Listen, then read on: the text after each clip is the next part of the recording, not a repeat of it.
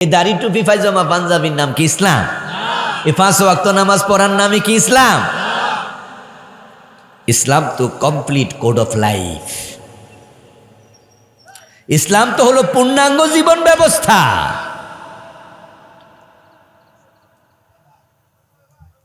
কিন্তু আমাদের দেশে পূর্ণাঙ্গ না, অপূর্ণাঙ্গ নাই, জীবন ব্যবস্থা, লাইফ প্রেসক্রিপশন। এখন আমাদের আদালতে, অফিসে আমরা থাকি, যারা চাকরি করি, আমরা 8 ঘন্টা ডিউটিতে থাকি। এই 8 ঘন্টা এটা হচ্ছে দেশের মূল পরিচালিকা শক্তি। সকাল 8টা থেকে শুরু হবে অথবা 10টা থেকে শুরু হবে। এই 8টা 9টা থেকে 8 ঘন্টা পর্যন্ত সচিবালয় খোলা, বঙ্গভবন খোলা, গণভবন খোলা, মন্ত্রণালয় খোলা, আদালত খোলা, প্রতিষ্ঠান খোলা। এটাই হচ্ছে আমাদের জীবনের মূল ফোকাসের জায়গা। অথচ এই 8 ঘন্টায় যে মূল ফোকাস হবে, সে আদালতে ইসলাম নাই, সে প্রতিষ্ঠানে ইসলাম নাই, সে ব্যাংকে ইসলাম নাই, সে গণভবন ইসলাম নাই, বঙ্গভবন ইসলাম নাই, হাইকোর্টে ইসলাম নাই, সুপ্রিম কোর্টে ইসলাম নাই। ইসলাম দিয়ে কোনো অফিস চলে না। তো ইসলামটা আছে কই?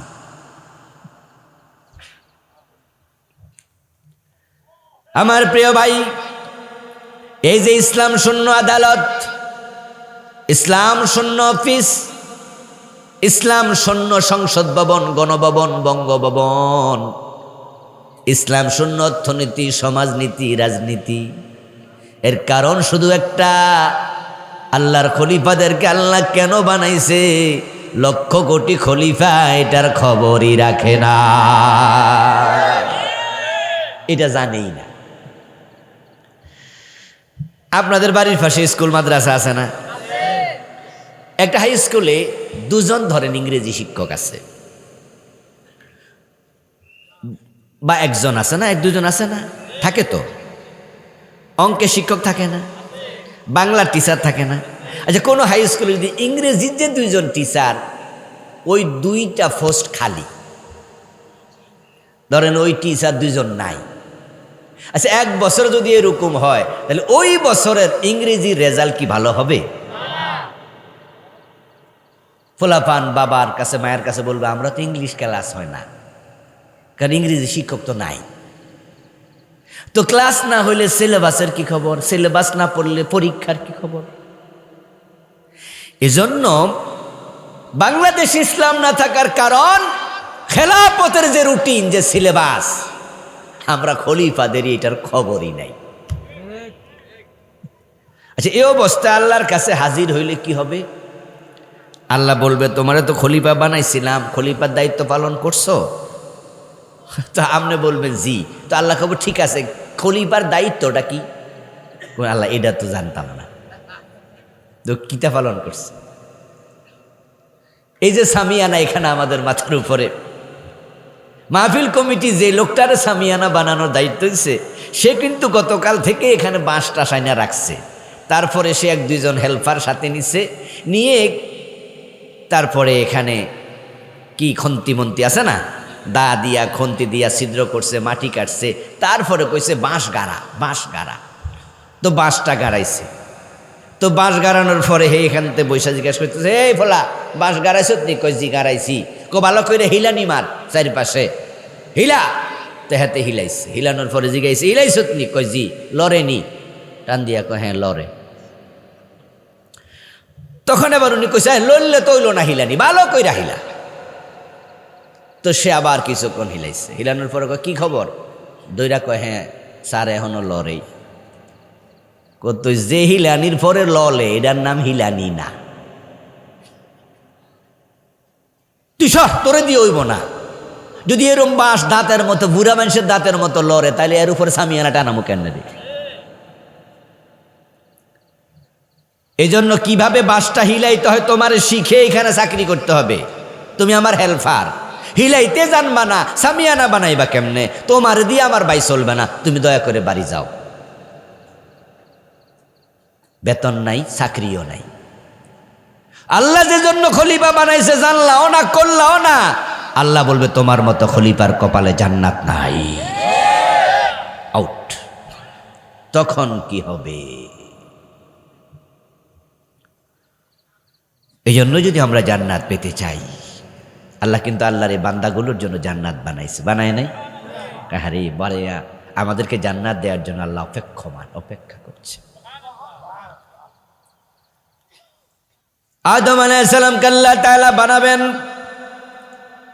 এই সিদ্ধান্ত নিয়ে তিনি ফেরেশতাদের কাছে বললেন, ইন্নী জাইলুন ফিল আরদি খলিফা, আমি জমিনে খলিফা বানাবো।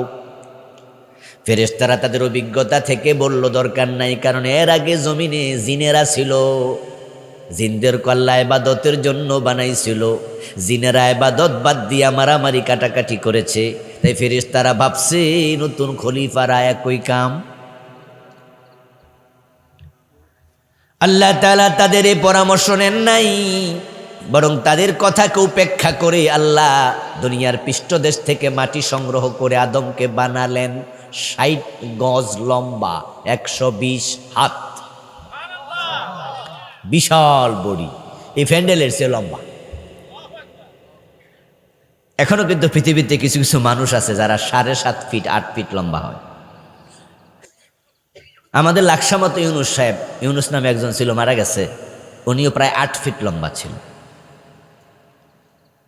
সৌদি আরবে হজ করতে গেলে পৃথিবীর বিভিন্ন দেশের লোক দেখা যায় একসাথে, সেখানে ভ্যারাইটিস মানুষ।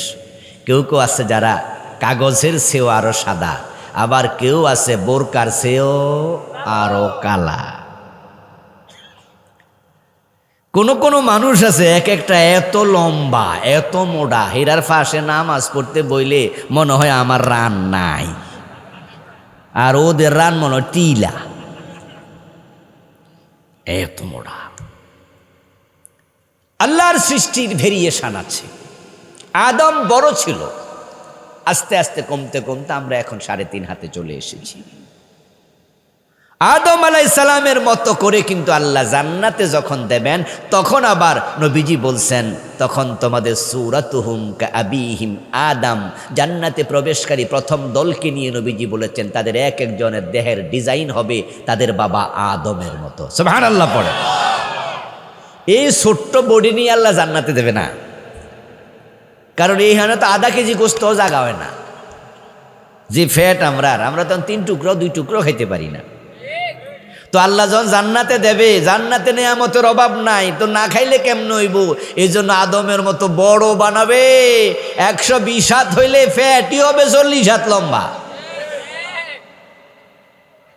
ওই যে ঢাকা চিটাঙ্গের রোডে গেলে দেখবেন যে যমুনা পানির পেট্রোলিয়াম আছে না, মেঘনা যমুনা, দেখবেন যে তেলের ট্যাঙ্কি, দেখবেন এক এক তেলের ট্যাঙ্কি 30 হাত লম্বা, 20 হাত লম্বা। আমাদের ফ্যাটে হবে ট্যাঙ্কির চেয়ে আরো বড় লম্বা।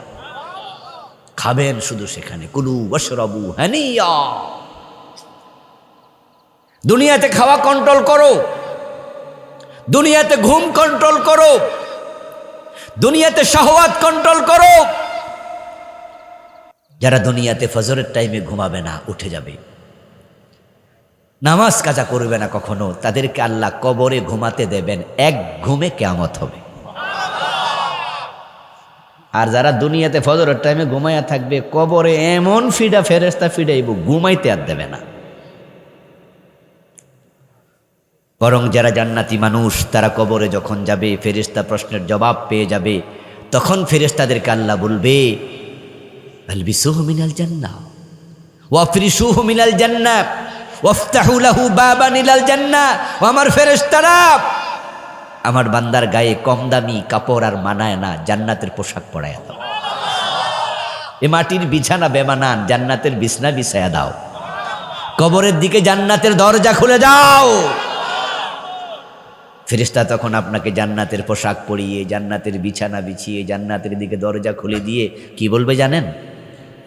নবীজি বলছেন, ফেরেশতা যাওয়ার সময় বলবে, নাম কানাউমাতিল আরুস। ফেরেশতা বলবে, হে আল্লাহর বান্দা, জান্নাতের বিছানায় তুমি নবদুলার মতো ঘুমিয়ে যাও।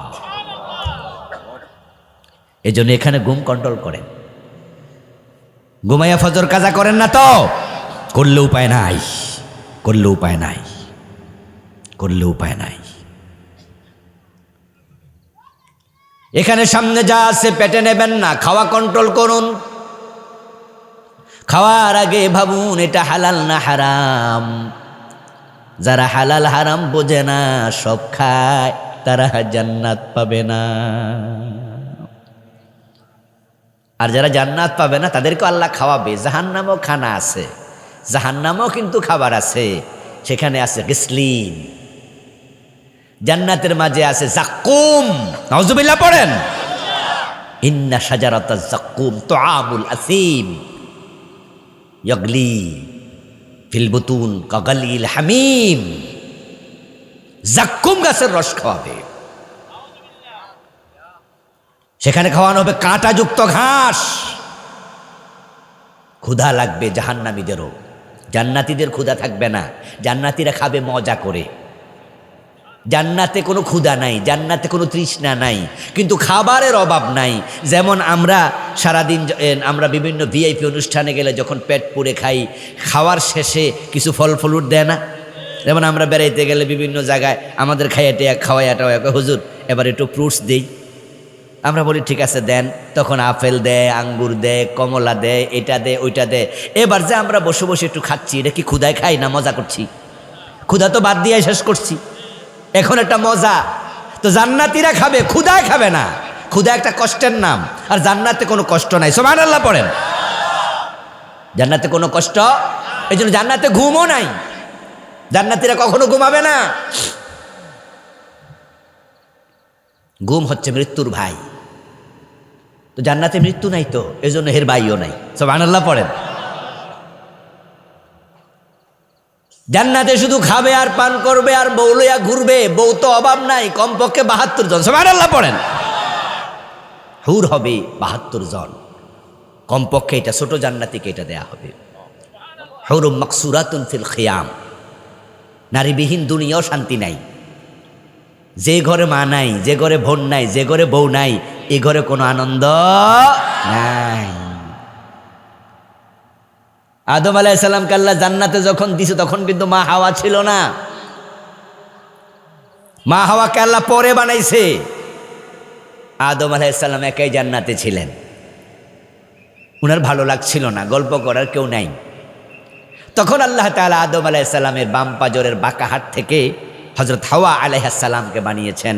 এই জন্য হাওয়া মিন হাইয়িন, হাইয়ুন শব্দ থেকে হাওয়া আমরা পড়িয়ারি হাওয়া শব্দ হাওয়া, ওয়ার উপরে তাসদীদ। হাওয়া আলাইহিস সালামকে আল্লাহ বানালেন। খালাকালাকুম মিন আনফুসিকুম ওয়াজওয়াজা লিতাসকুনু ইলাইহা ওয়া জাআলা বাইনাকুম মাওয়াদ্দাতাও ওয়া রাহমাহ। সুবহানাল্লাহ পড়েন। ওয়া মিন আয়াতিহি আন খালাকালাকুম মিন আনফুসিকুম আজওয়াজা। আল্লাহ কুরআন মাজিদে বলেন এটা আল্লাহর বড় কুদরত, এটা তার বড় নিদর্শন। আদমের দেহের অংশ থেকে আল্লাহ হাওয়াকে বানাইছে। কেন বানাইছে? লিতাসকুনু ইলাইহা। তোমাদের অন্তরে প্রশান্তি থাকবে না নারী না থাকলে। আল্লাহ চান যে তোমরা প্রশান্ত হও। আল্লাহ তাআলা নারী বানালেন প্রশান্তির জন্য। আসলেও নারীবিহীন দুনিয়াও সুন্দর নয়। যেই ঘরে মা নাই, আসলে সন্তানের জন্য সে ঘরে আর শান্তি থাকে না। বিশেষ করে ছোট অবস্থায় মা হারাইলে কি যে কষ্ট। যে মুরগির বাচ্চা, ছোট ছোট বাচ্চা, মা মুরগিটা মরে গেছে, দেখবেন যে বাচ্চাগুলোর আর আগা মাথা থাকে না। একটা হেনে পড়ে থাক, একটা হেনে পড়ে থাক, আর একটা সিলে নেগা, একটা কাউয়া খাইলা, ঠিক না? আর একটা ওই যে ভাতের মারের মাঝে ফইরা মইরা যায়, আর একটা কই যে হাঁটে খুঁজেই পাবেন না। মা সন্তানের জন্য জান্নাত, কন্যা বাবার জন্য রহমত, স্ত্রী তার স্বামীর জন্য সাকুনাত। এই জন্য আল্লাহ তাআলা জান্নাতে হুর বানাবেন, ওই জান্নাতীকে তৃপ্তি দেওয়ার জন্য, আনন্দ দেওয়ার জন্য। তো 72 জন বউ পাইয়া বেটা যদি ঘুমাই থাকে তাহলে আনন্দ করবো কখন? এই জন্য জান্নাতে আল্লাহ ঘুম নামক জিনিসটা দেবেনি না। খাবেন, শুধু খাবেন, পান করবেন, আনন্দ করবেন। এখন দুনিয়া যারা সামনে যা পায় তাই খায়, তাদের জন্য জান্নাতের খাবার আল্লাহ হারাম বানাইয়া দেবে। এরা খাবে জাক্কুম, এরা খাবে গিসলিন, এরা খাবে মাইর, এদের শুধু পিঠা। তো সামনে যা আছে সব খাবেন না হারাম হালাল চিন্তা করবেন? চিন্তা করেন তো? সামনে যা আছে সব খাবেন না, সব পকেটে ঢুকতে দেবেন না। কিন্তু আজকে তো নাই, মানুষ তো নাই, মানুষ তো সব অমানুষ। বিশেষ করে অফিস আদালতে শিক্ষিত হইয়া কী লাভ আমি জানি না, মূর্খ মানুষ অনেক ভালো দেখতেছি। রিক্সাওয়ালা, দিনমজুর, কলি, সামার, ওই যে যারা জেলে, তাঁতি, ও সমস্ত লোকেরা অনেকে হারাম খায় না, কিন্তু শিক্ষিত বাংলাদেশে শতকরা 90টার বেশি হারাম খায়। যেগুলো অফিসার গ্যাসের অফিস বলেন, বিদ্যুতের অফিস বলেন, পানির অফিস বলেন, থানা বলেন, আদালত বলেন, ওখানে গেলে বুঝবেন যে ওখানে মানুষই নাই। 10টা অফিসার যদি থাকে 9.5টাই হারামি। ওই অর্ধেক যে কইছি সেটা মনে হয় ওই যে পার্সেন্টেজে আর কি, 100-র মাঝে 1-2 জন পাইবেন, তো এই জন্য 9 জন কই নাই, 9.5 জন কইছি। ভালো আছে, সংখ্যা এত কম, পার্সেন্টেজে আসবে না। এটা সব গোশখোর, সব হারামখোর। ভালো কয়জন আছে? এত খারাপ এগুলো, অমানুষ, আজীব মানুষ। তো এগুলো আবার জান্নাত খোঁজে? এত সোজা না। মুখে যা আসে বলবেন না, এই মুখ আপনার বড় দুশ্মন। নবীজি সাল্লাল্লাহু আলাইহি ওয়াসাল্লামকে এক সাহাবী প্রশ্ন করছে, মা তাখাফু ওয়া খুওয়াফু আলাইয়া, ফাআখাযা বিলিসানিহি ফাকালা হাযা ইয়া রাসূলুল্লাহ, আমার জন্য সবচেয়ে আশঙ্কার কারণ কে, আমার বড় দুশ্মন কে, কে আমার জন্য আখেরাতে সবচেয়ে ক্ষতিকর হয়ে দাঁড়াবে? নবীজি সাল্লাল্লাহু আলাইহি ওয়াসাল্লাম নিজের জিহ্বাটা সামান্য করে টেনে ধরে বললেন, হাদা, তোমার সবচেয়ে বড় দুশ্মন তোমার নিজের জিহ্বা।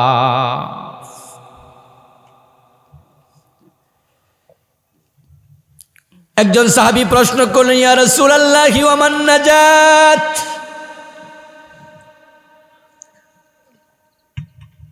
ও রাসূল, আমি তো নাজাত পেতে চাই, আমি জান্নাত পেতে চাই, আখিরাতে আমি মাপ পেতে চাই। ওয়া মান নাজাতু ইয়া রাসূলুল্লাহ, হুজুর নাজাত কেমনে পাবো আমাকে একটু বলে দেন। আমার রাসূল বলেন, আমলিক আলাইকা লিসানাক ওয়াবকি আলা খাতিয়াতিক, 2টা কাজ করলে নাজাত সহজে মিলবে। একটা হলো তোমার জিহ্বাটাকে নিয়ন্ত্রণ করো, খাওয়ার ব্যাপারে নিয়ন্ত্রণ, হারাম খেও না। কথা বলার ব্যাপারে নিয়ন্ত্রণ, মিথ্যা কথা, গীবত, শিকায়াত করিও না। তোমার জিহ্বা তোমারে শেষ করে দেবে। জিহ্বাকে কন্ট্রোল করো, কন্ট্রোল।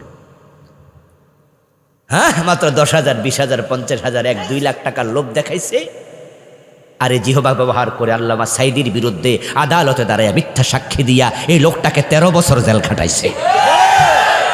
কত বড় জালেম, কত বড় জালেম। আদালতে দাঁড়াইয়া বলছে যে উনি দর্শনকারী, উনি হত্যাকারী, উনি মানুষের বাড়িতে অগ্নিসংযোগকারী। অথচ এই লোকগুলো সম্পূর্ণ মিথ্যা বলছে, নিজেও জানে মিথ্যা এগুলো। কিন্তু মিথ্যা বলার কারণ ওই যে সরকার কইছে তোর চাকরি দিব, তোর 1 লাখ টাকা দিব, 5 লাখ টাকা দিব। কিন্তু একজন হিন্দুর সন্তান শুকরঞ্জন বালি, সে কিন্তু আদালতে আল্লামা সাইদির বিরুদ্ধে মিথ্যা সাক্ষী দিতে রাজি হয় নাই। হিন্দু হওয়ার পরেও সে বোঝে যে এটা অন্যায়। সরকার শিখাইছে তোর ভাই বিশা বলি বালিকে আল্লামা সাইদি হত্যা করছে বলিস, ও বলছে অসম্ভব, আল্লামা সাইদি আমার ভাইকে হত্যা করে নাই, মিথ্যা কথা বলতে পারবো না। ওনার বিরুদ্ধে সাক্ষী দেওয়ার জন্যই হাইকোর্টে নিছিল, বাড়িতে বলছে, উনি বলছে না। তারপরে ঢাকা নিছে, নিয়ে আরও শিখাইছে। ওরা আশাবাদী ছিল সে মনে হয় বলবে, সে বলছে আমি বলবো না। হাইকোর্টের সামনে দিয়ে বলছে বলবি না, সে বলছে না। তখন সেখান থেকে তাকে গুম করে ইন্ডিয়া পাঠাই দিছে, ওখানকার জেলখানা রাখছে কয়েক বছর। সে হিন্দু হইয়া যদি বোঝে তোমরা যারা মুসলমান হইয়া উল্টা পাল্টা সাক্ষী দিছ, উপায় নাই। দুনিয়া শেষ না, আর একটা আদালত আছে না নাই, সেটা মাথায় রেখো। আদম আলাইহিস সালামকে আল্লাহ বানালেন 120 হাত লম্বা করে। বানানোর পরে এবার আদমের দেহে আল্লাহ রূহ ফুঁকে দেবেন। তিনি তো জানেন ফেরেশতারা আদম আলাইহিস সালামের ব্যাপারে নেগেটিভ সেন্সে কথা বলেছে। উনার ব্যাপারে ফেরেশতাদের বুঝ অনুকূল নয়, বরং প্রতিকূল। হানাহানি মারামারি করবে আদম। তো আল্লাহ রূহ ফুঁকে দেওয়ার আগে যত ফেরেশতা বানাইছেন সব ফেরেশতাকে বললেন, যাও যাও আদমের চারপাশে গোল হয়ে দাঁড়াও। সব ফেরেশতাকে আল্লাহ সেখানে হাজির করলেন। হাজির করে তাদের সামনে আল্লাহ আদম আলাইহিস সালামের দেহের মাঝে রূহ ঢুকাইয়া দিলেন। সুবহানাল্লাহ পড়ো। আদম আলাইহিস সালাম তো শুয়েছিলেন মাটিতে, শোয়া অবস্থায় বানাইছে তো। উনি এবার রূহ পাওয়ার পরে উনি দাঁড়ালেন।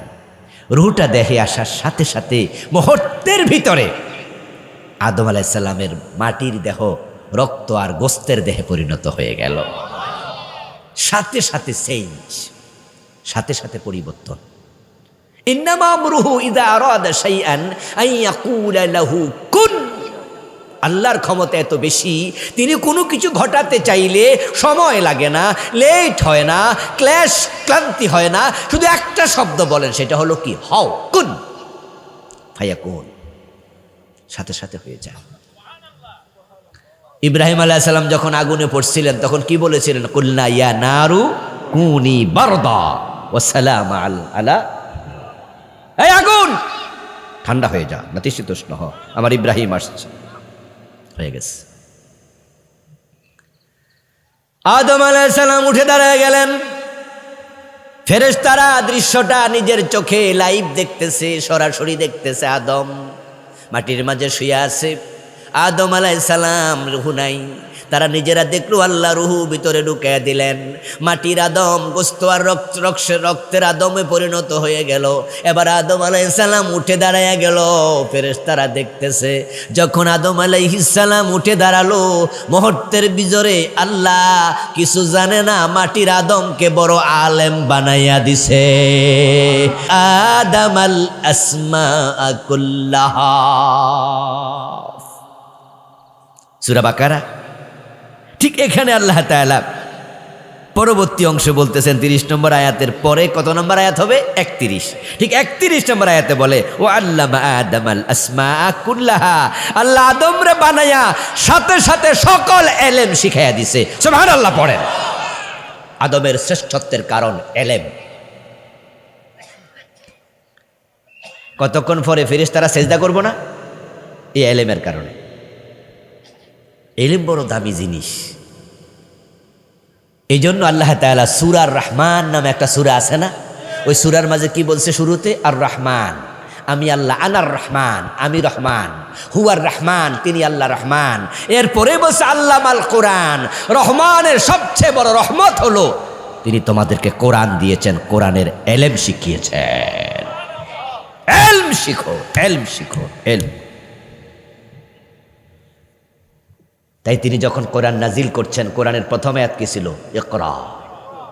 ইকরা মানে কি? কথা বলে না। ইকরা অর্থ কি? ইলম শিখো, পড়ো পড়ো পড়ো। খলিফা, তোমাদের 1 নাম্বার কাজ পড়া, তারপরের কাজ মানা, আমল করা। ইলম আগে না আমল আগে? নোয়াখালী ভাইরা কথা কয় না কেন? ইলম আগে না আমল আগে? তো না পড়লে কি আলেম হওয়া যায়? তো সবাই কোরআন শরীফ পড়তে পারেন তো? যারা পারেন না হিরো কি জি কইলেছেন? কোন নাই, চুপ করে আছেন। যারা পারেন তারা বলুন পারেন। সবাই কি বলছেন? সবাই বলেনি, কারণ সবাই পারে না কোরআন পড়তে। এই জন্য ওরা চুপ করে আছে। এটা হওয়া উচিত। মিথ্যা তো বলা যাবে না, মিথ্যা কথা কথা যাবো। তা আপনারা চুপ করে আছেন, পারেন না।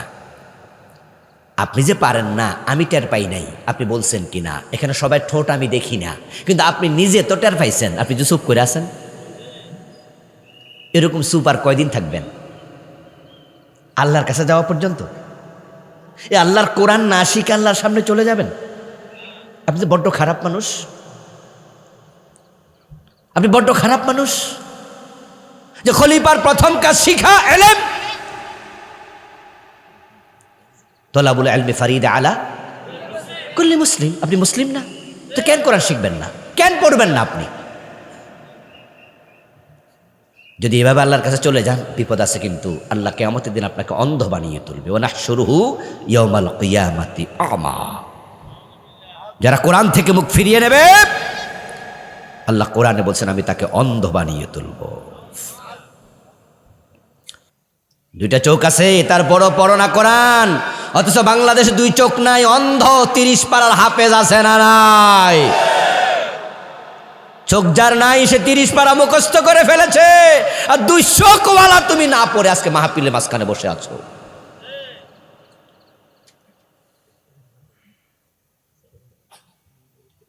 وقال الرسول يا رب إن قوم اتخذوا هذا القرآن مهجورا।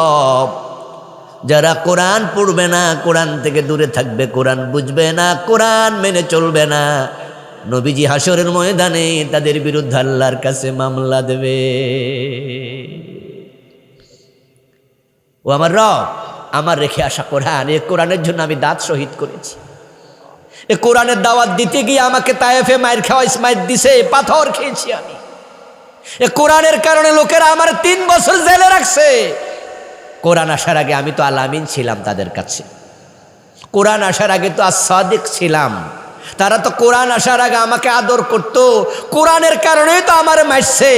আর ওই কোরআন আমি রেখে এসেছিলাম, আমার উম্মত দাবি করছে, অথচ কোরআনটা পড়ে নাই, কোরআনটা শিখে নাই, কোরআনের আইন মানে নাই। আল্লাহ তার বিচার তুমি করো, আমি মামলা দিলাম, তুমি বিচার করো। আপনাদের কাছে আমি জানতে চাই প্রিয় ভাই, আমরা কি নবীজির শাফাত চাই না মামলার আসামি হতে চাই? নবীজির শাফাত দরকার আছে তো নবী তো আপনার বিরুদ্ধে মামলা করবে যদি আপনি কোরআন না পড়েন, না বোঝেন, না মানেন। আমরা তো কোরআন মানতে কইলে রাজনীতি হয়ে যায়, বলে হুজুররা মাহফিলে রাজনীতি করে। আরে মিয়া, কোরআনের কথা বলা যদি রাজনীতি হয়, এই রাজনীতি করা সবার জন্য ফরজ।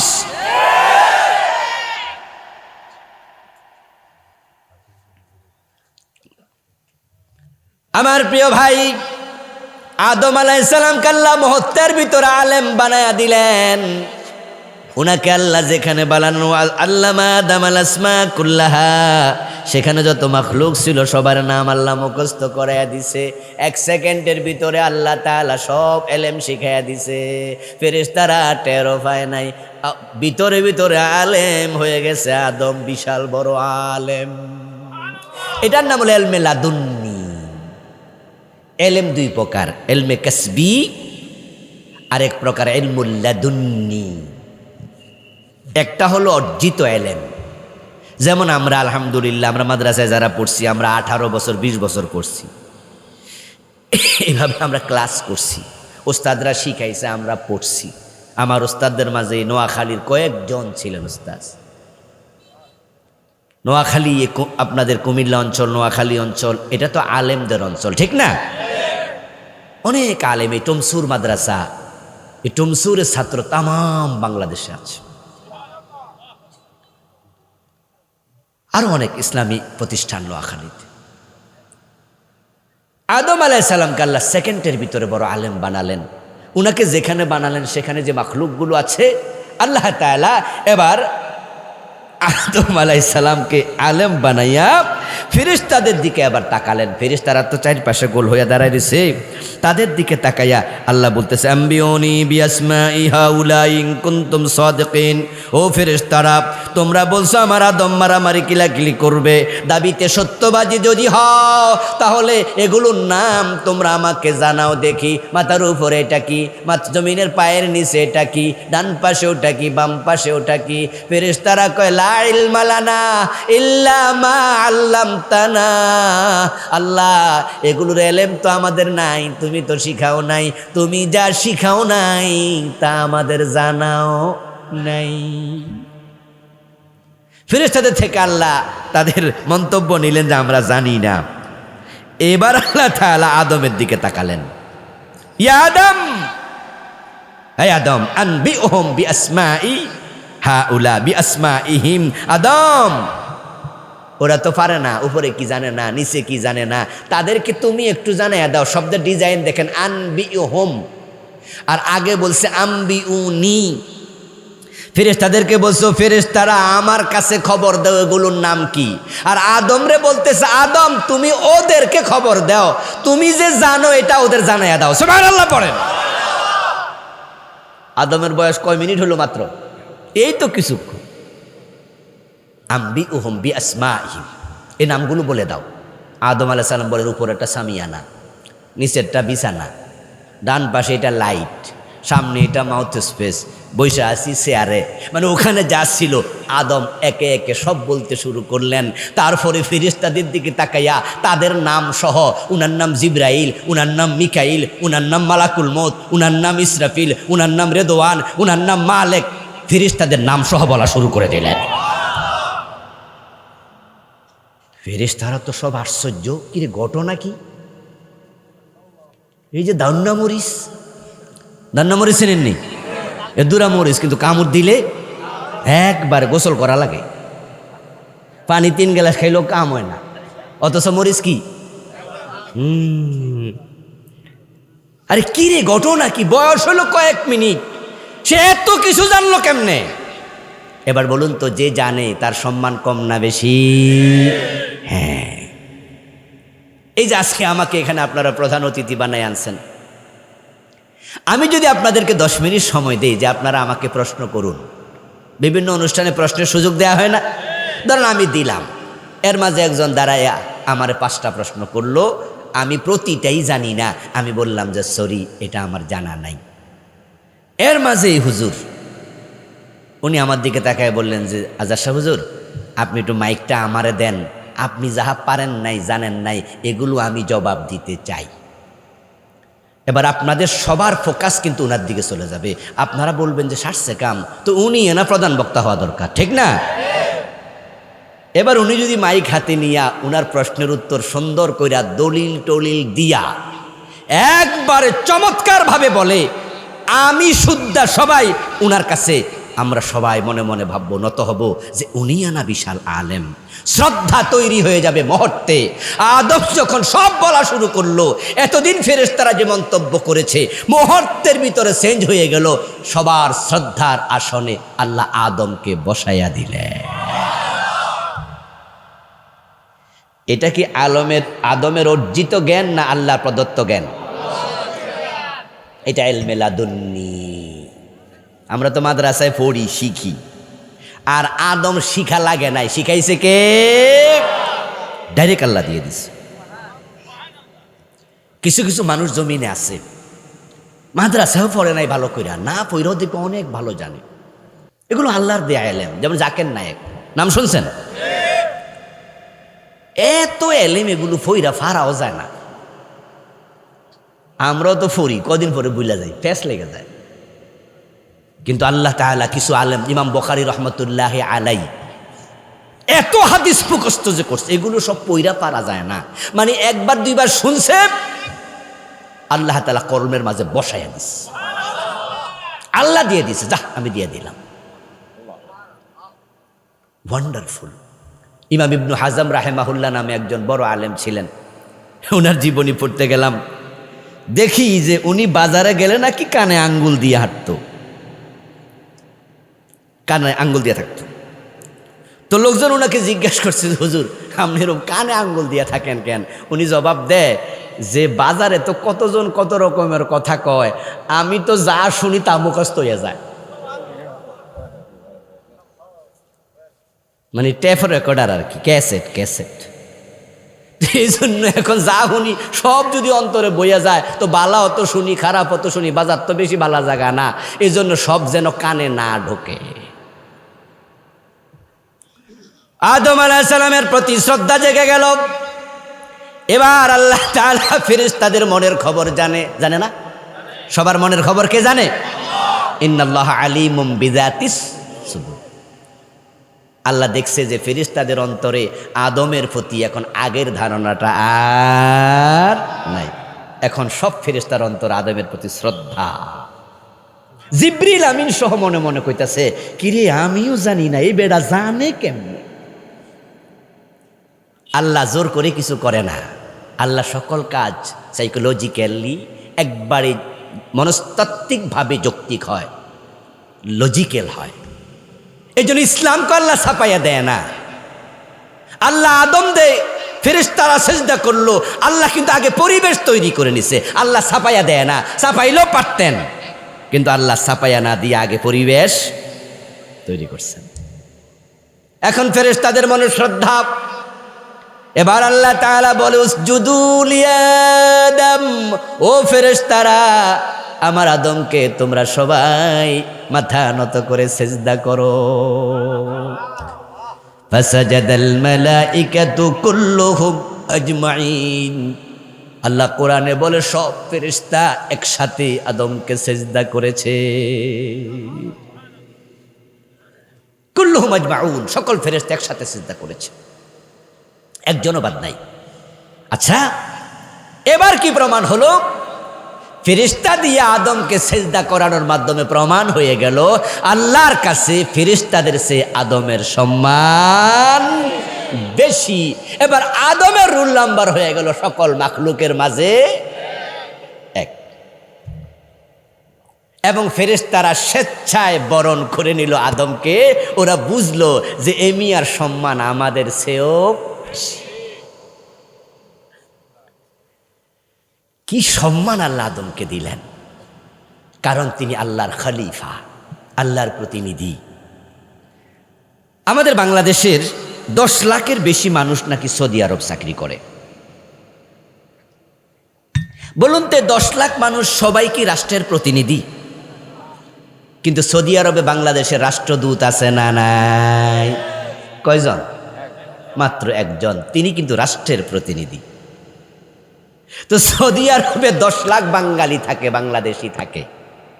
সৌদি সরকারের কাছে 10 লাখের সম্মান আর রাষ্ট্রদূতের সম্মান এক না, বরং উনার রুল নাম্বার ওই দেশে এক, কারণ সে রাষ্ট্রের প্রতিনিধি।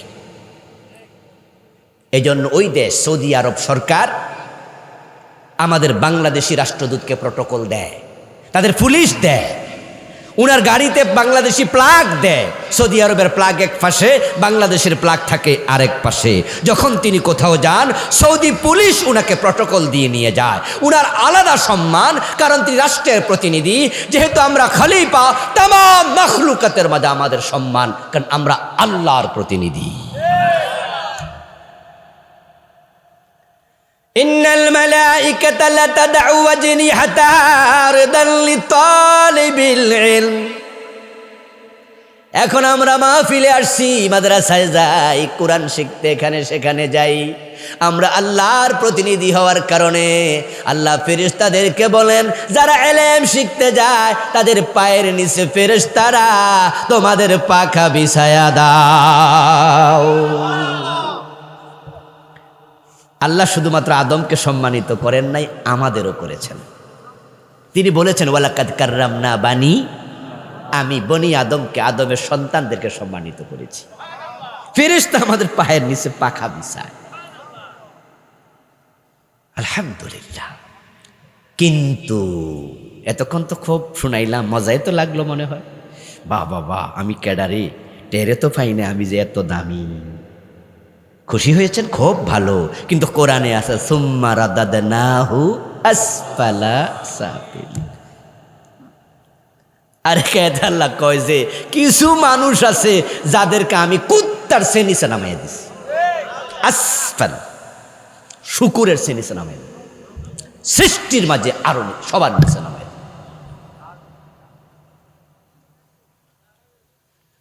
যারা খলিফা, যারা ঈমান আমলের সাথে জীবন চালাবে, উলাইকা হুম খায়রুল বারিয়া। সূরা বাইয়িনাতে আল্লাহ বলে তাদের সম্মান আমি আল্লাহর কাছে সৃষ্টির মাঝে সবচেয়ে বেশি। একজন মুমিনের সম্মান, আল্লাহর প্রকৃত খলিফার সম্মান আল্লাহ তাআলার কাছে তার আরশের চেয়েও বেশি। আরশ তো একটা মাখলুক, আর আমরা মুমিনরা হচ্ছে খাইরুল বারিয়া, বারিয়া মানে মাখলুক, আমরা সৃষ্টির মাঝে সেরা। কিন্তু ফেরাউন সেও তো আদম সন্তান, আল্লাহর খলিফা থাকতে পারছে? সে সবার নিচে নেমে গেছে। নমরুদ আদম সন্তান, সেও নিচে নেমে গেছে। আবু জেহেল আদম সন্তান, সেও নিচে নেমে গেছে। ইসলামের সাথে, কোরআনের সাথে, আলেমদের সাথে, ইসলাম ওয়ালাদের সাথে যারা দুশ্মনী করে, আল্লাহ ওদেরকে জাহান্নামের কীট বানায়া ছেড়ে দেয়, সবার নিচে ফেলে দেয়। উলাইকা হুম শাররুল বারিয়া, সৃষ্টির মাঝে সবার চেয়ে নিকৃষ্ট বানায় দেয়। সাবধান, সাবধান। কোরআনওয়ালাদের সাথে, ইসলামওয়ালাদের সাথে কখনো দুই নাম্বারি করতে যাবেন না। আলেমরা আল্লাহ সবচেয়ে ভালো খলিফা। এখানে আপনারা আমরা যারা আছি সবাইকে আলেম। মনে রাখবেন, আলেমদের সম্মান সাধারণ মানুষের উপরে, সাধারণ নামাজির উপরে, সাধারণ মুত্তাকির উপরে তেমন, তারকার উপরে চাঁদের শ্রেষ্ঠত্ব যেমন। নবীজি বলছেন, হ্যাঁ, ফাদ্দুল আলেম আলাল আবেদ কাফাদ্দিল কামার লাইলাতাল বদর আলা সাইরিল কাওয়াকিব। একজন আলেমের সম্মান, সে আল্লাহর ভালো খলিফা, ইলম ওয়ালা খলিফা, তার সম্মান পূর্ণিমার রাতের চাঁদের সম্মান যেমন, তারকার উপরে ঠিক অনুরূপ। আর সে জোনায়েদ বাবুনগরী রহমতুল্লাহি আলাইহির মতো হাটহাজারী মাদ্রাসার শায়খুল হাদিস, উনাকে ধরে নিয়ে রিমান্ডে নিয়ে পিটাইয়া হাঁটু ভেঙে দিবা, হাঁটু লুজ বানাইয়ে ফেলবা। আল্লাহ সাইদির মতো লোকটাকে 13টা বছর জেলে পচাবে, শেষ পর্যন্ত পয়জনিং করে হত্যা করবে। আলেমদের বুকে চতরে গুলি করে হেফাজতের আলেমদেরকে মারবে। আল্লাহ সহ্য করবে এটা না, তোমাদের করে লাঞ্ছিত করে ছেড়ে দিয়েছে।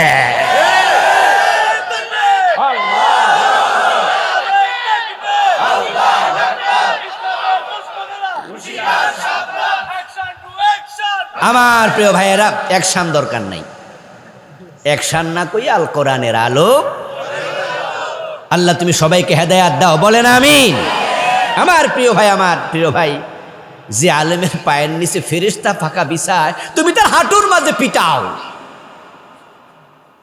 জুনায়েদ বাবুনগরী রহমতুল্লাহ আলাই রিমান্ড থেকে আসার পর থেকে তিনি আর হাঁটতেও পারতেন না, একা একা স্কেচে ভোট দিয়ে হাঁটতেন, দৌড়ে দৌড়ে হাঁটানো লাগতো।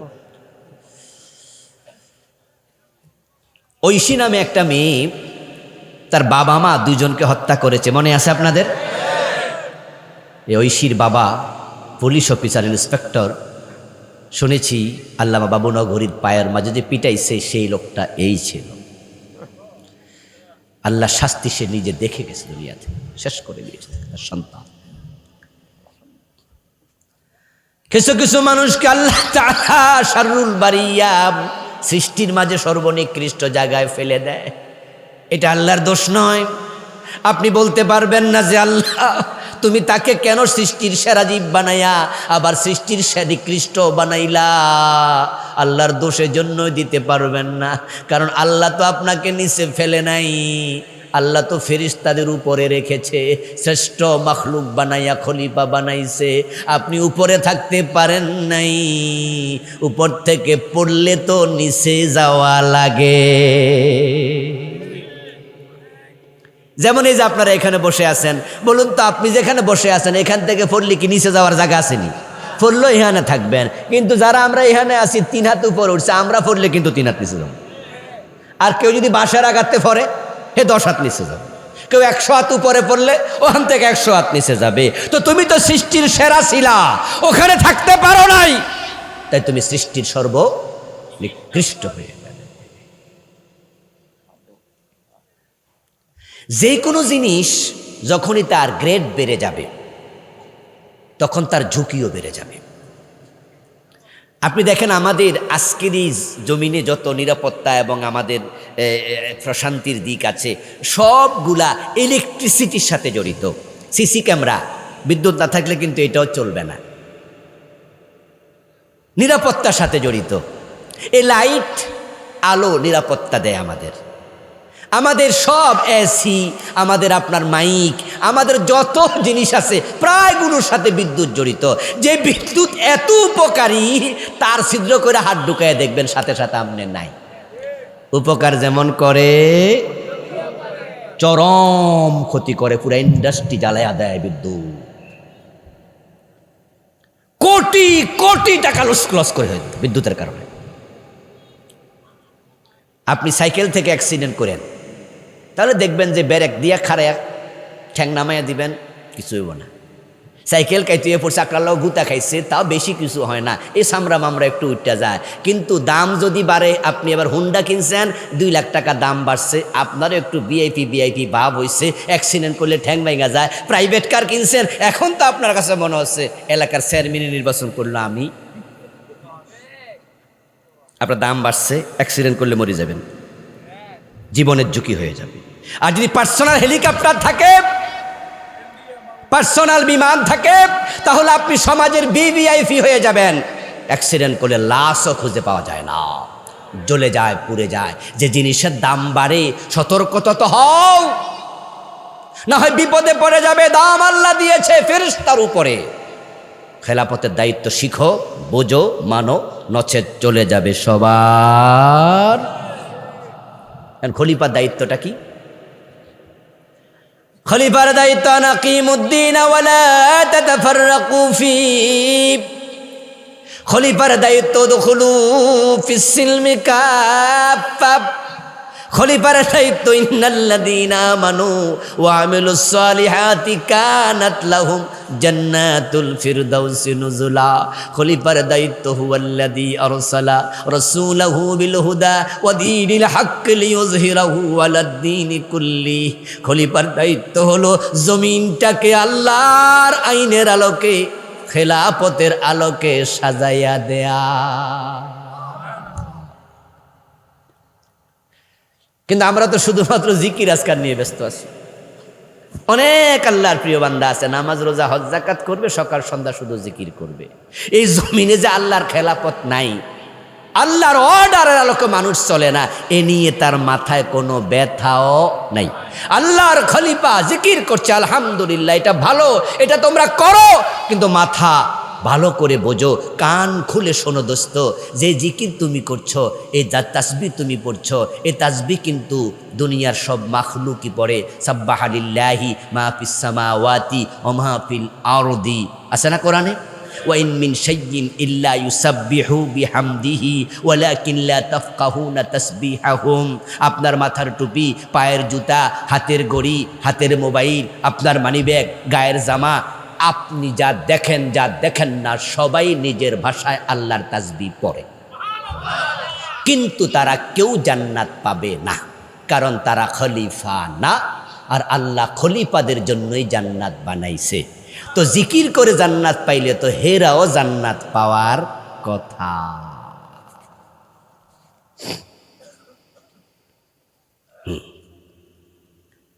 আল্লাহ 2-4টা কথা শুনতেছেন, আপনি ভাবছেন যে আমি তো আল্লাহর কথা শুনে নামাজ পড়ি।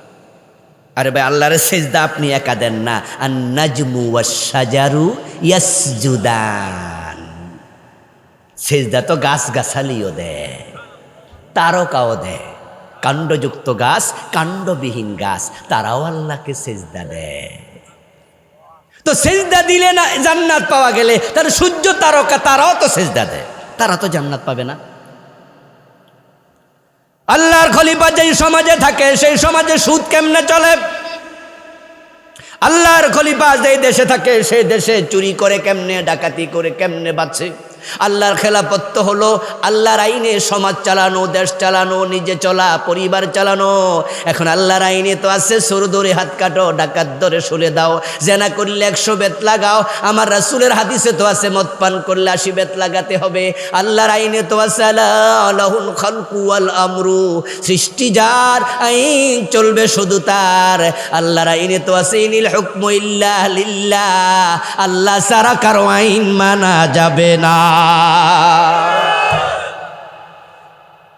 আমাদের দেশে কি চোর ধরে হাত কাটে কেউ? মদ খাইলে 80 বেত লাগায়, জেনা করলে 100 বেত লাগায়। তো আল্লাহর খলিফা খেলাফত কই? খেলাফত তো নাই জমিন। তোমরা জমিনে থাকতে সুদী ব্যাংক কেন চলবে? ঘুষ কেন লেনদেন হবে? এগুলো আমরা জানার পর আমরা চুপ করে আছি, করছি না। অথচ আল্লাহর বক্তব্য সিবগাতাল্লাহ ওয়া মান আহসানু মিনাল্লাহি সিবগা, ও আল্লাহর খলিফারা তোমরা আল্লাহর রঙে রঙিন হও। আমাদের দেশে বিভিন্ন দরবার আছে না, পীর সাহেবের দরবার, বুঝতে সহজ হবে। ওই দরবারের কি খলিফা আছে না? দেখবেন পীরের দরবারে পীর যেমন তার খলিফারা হয় ঠিক এমন। যে পীরের দরবারে ঢোল আছে, তবলা আছে, তার মুরিদ এবং খলিফার দরবারেও ঢোল আছে। যেমন মাইজবান্ডারের পীরের ওখানে ঢোল নাই, উনার খলিফা উনার মুরিদদের বাড়িতে ঢোল নাই। সচ্ছিনায় কি ঢোল আছে? সচ্ছিনার কোনো খলিফা তার মুরিদের বাড়িতে ঢোল আছে? দেখবেন এটাই নিয়ম, যে পীর যদি পাঁচকল্লি টুপি মাথার দেয়, দেখবেন তার খলিফা তার মুরিদরা পাঁচকল্লি মাথায় দেয়। সচ্ছিনা যারা পড়ে দেখবেন যে তাদের গলার জামা কি আমার মতো এরকম, তাদের এখানে কেমন জানি একটা এরকম করে বানায়। পীর সাহেব কলার সারা জামা পরে, তার সকল খলিফা সকল মুরিদরা তাকে ফলো করে। এখন আমরা আল্লাহর খলিফা, এবার আওয়াজ দিয়ে বলুন তো, দুনিয়ার পীরকে তার খলিফা যদি ফলো করে, আল্লাহর খলিফার আল্লাহর কোরআন ফলো করা দরকার আছে না নাই?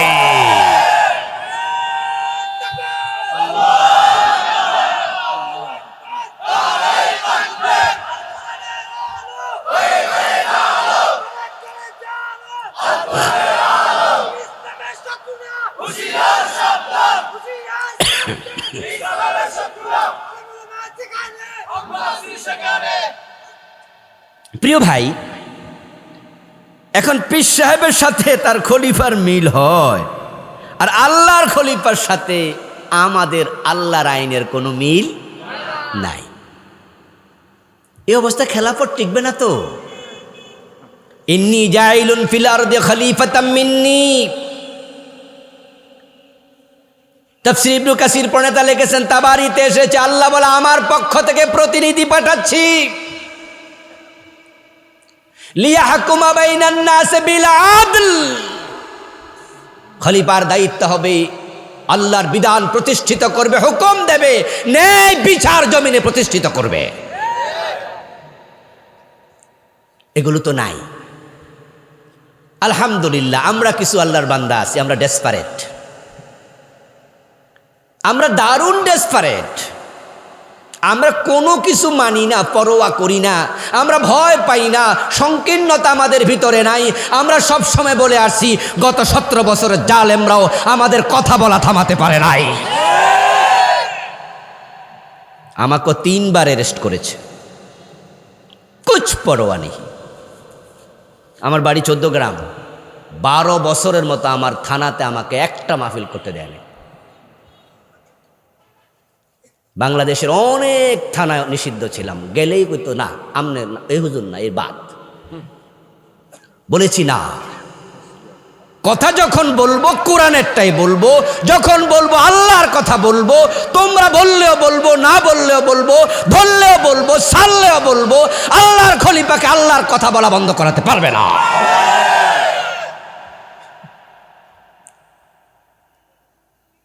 আল্লামা সাইদি রহমতুল্লাহ আলাইকে জেলখানায় প্রস্তাব দেওয়া হয়েছিল যে আপনি যদি ইসলামী আন্দোলন থেকে দূরে থাকেন আপনাকে আমরা ছেড়ে দেব।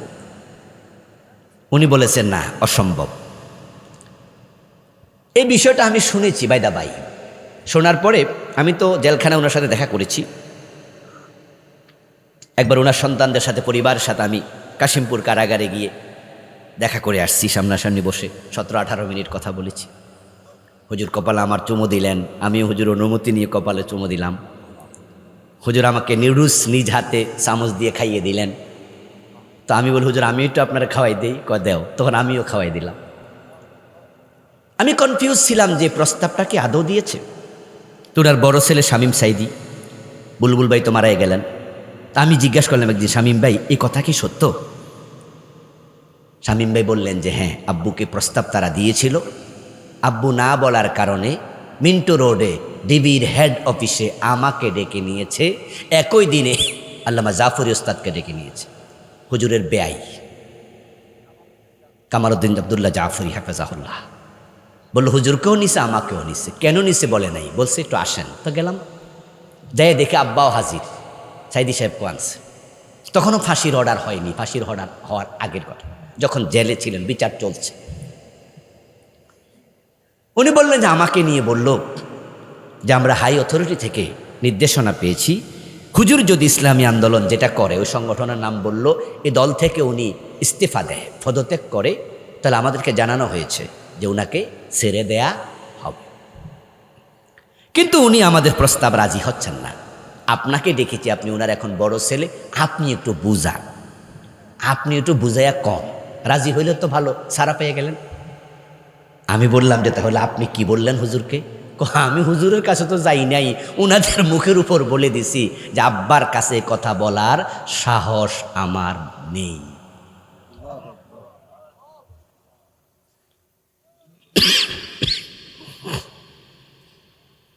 আল্লাহর খলিফার কাছে নিজের জীবনের চেয়ে আল্লাহর আইনের সম্মান বেশি, আল্লাহর বিধানের সম্মান বেশি। ঠিক এই অবস্থায় মরে যাও, জান্নাত। জমিনে খেলাফত কায়েম হলো জান্নাত, না হলো তোমার জান্নাত। আর যদি তুমি খেলাফতের মূল দায়িত্ব থেকে দূরে সরে যাও, তাহলে কপালে জান্নাত, আর খেলাফতে তো নেই জান্নাত কি আর। আর যে খলিফা না, সে কিসের জান্নাত পাবে? সমাজ অন্যায় দেখবে আর তুমি চুপ করে থাকবে, এটা খলিফার কাজ নয়। খলিফা যেখানে থাকবে তারা অন্যায়ের প্রতিরোধ করবে, ন্যায়ের আদেশ করবে, তা'মুরুনা বিল মা'রুফি ওয়া তানহাউনা আনিল মুনকার, এটা খলিফাদের দায়িত্ব। এখন আল্লাহর জমিনে আল্লাহর আইন চলে না, এর চেয়ে বড় অন্যায় হতে পারে না। জমিনটা কার? আওয়াজ দিয়ে বলুন, জমিন কার? আইন চলবে কার? 54 বছর আল্লাহর আইন কি একদিন চলেছে? তো তোমরা চুপ কিভাবে আছো? এই আল্লাহর খলিফা চুপ থাকো কিভাবে? আমি আমার বাবার আইনের কথা বলছি না, আমার দাদার কথা বলছি না, আমি আল্লাহর কোরআনের আইনের কথা বলছি। খলিফা হিসাবে আমি যদি বলতে পারি জান্নাতের আশায়, এই ব্যাপারে আপনারও কথা বলা দরকার আছে না নাই? তবে আমরা আশাবাদী, একটা চেঞ্জ আসতেছে বাংলাদেশ। আমরা আশা করছি আমরা মাথা তুলে দাঁড়িয়ে গেলে আগামীর বাংলাদেশ কোরআনের বাংলাদেশ হবে।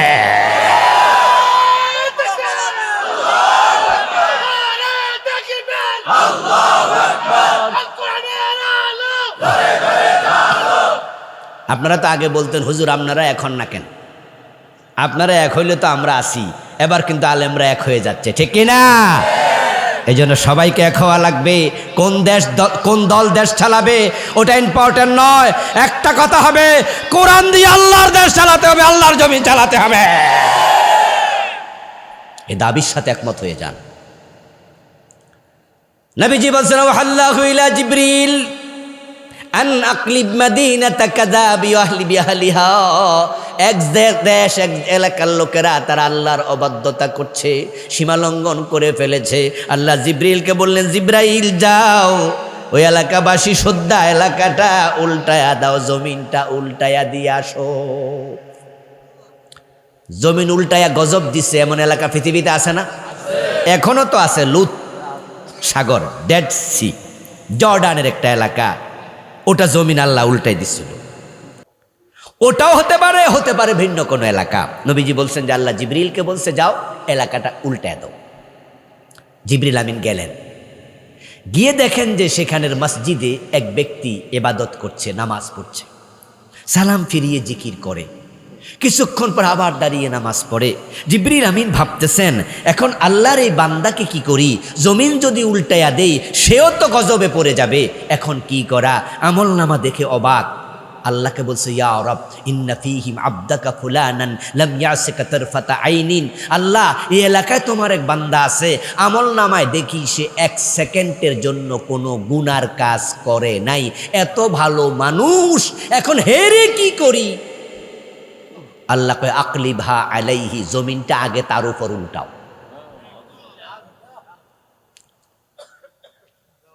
আকলিবহা আলাইহি ওয়া আলাইহিম, জমিন তার উপরে উল্টাও, মানুষগুলাকেও সাথে রাখো।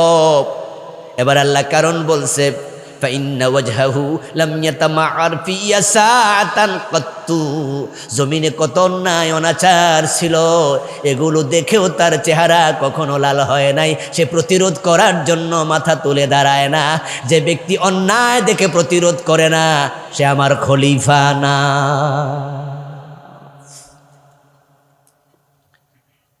জিকির তো সব মাখলুকি করে, তাসবিহ তো সবাই পড়ে। পাখির কিচিরমিচির, ভ্রমরের গুঞ্জরণ, বাতাসের শনয় শনয় শব্দ, ঢেউয়ের কলকল ধ্বনি, কুকুরের ঘেউ ঘেউ, বিড়ালের মেও মেও আপনার কাছে মনে হতে পারে অর্থহীন।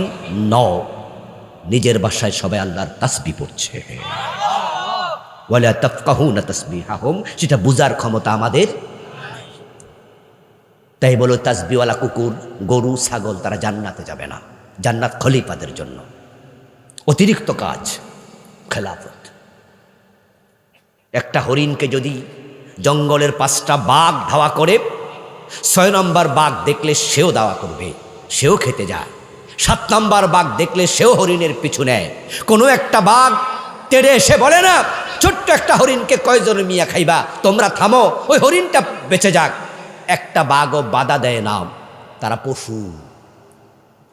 তা আপনি সমাজে হাজারো অন্যায় দেখছেন, বাধা দেওয়ার জন্য আপনিও আগান না, আপনিও আরেকটা পশু।